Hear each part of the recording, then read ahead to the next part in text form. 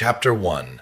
The Invisible Wound. Do you know someone who seems to have everything on the outside, but is slowly suffocating on the inside?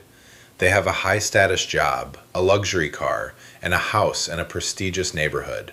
But behind those beautiful doors, they live in a state of quiet terror.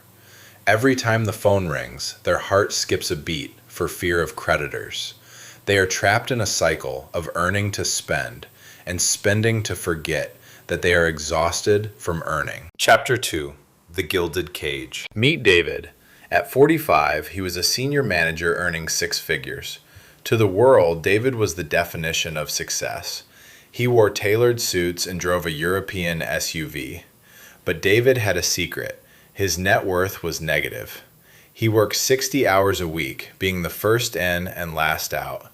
He told himself he did it for his family, but he barely knew his own children. He bought them expensive gadgets to compensate for his absence. Chapter 3. The Moment of Truth. The breaking point happened at a local grocery store. For an $84 bill, David's credit cards were declined twice. He felt a heat rise to his face and had to walk out empty-handed under the gaze of his neighbors. That night, he sat in his dark office, looking at his SUV. He realized it wasn't a vehicle. It was a weight. His luxury watch wasn't telling time. It was telling him how much of his life he had sold to pay for it. Chapter 4. The Architect of Silence. David sought out an unconventional mentor, Mr. Sato, who lived in a simple, traditional house. Sato didn't ask for a spreadsheet. He pointed to a cushion and said, "A slave is anyone who cannot say no to their own desires. You are working for the ghost of your own vanity. You have lost your internal silence, your Seijaku." Chapter 5. The 14-Day Challenge. Sato gave David a task. For 14 days, do not buy anything non-essential.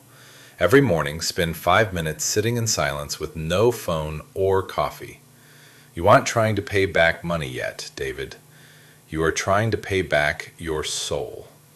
If you cannot master a $5 cup of coffee, you will never master your life. Chapter 6. The Philosophy of Seihin. David discovered Seihin, the voluntary embrace of simplicity. He realized he wasn't hungry for a snack, he was stressed. He didn't need a gadget, he was lonely. Being wealthy in spirit meant choosing not to be burdened by the unnecessary. He started bringing coffee from home, realizing his status was just a wall between him and reality. Chapter 7. Applying. Danshari Sato introduced Danshari. Dan, refuse unnecessary things. Sha, dispose of clutter. And Ri, detach from the desire for status.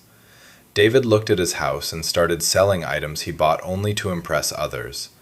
Every item sold felt like a link in a chain snapping. For the first time, he had cash that didn't just disappear. Chapter 8. Financial Kaizen and Wabi-Sabi.